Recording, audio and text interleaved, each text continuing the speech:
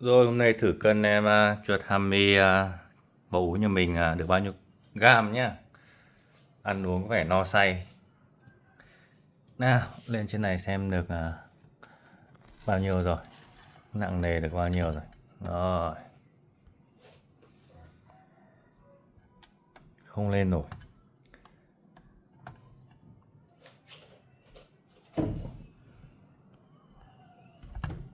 Không phẩy 45, 0,4 gam.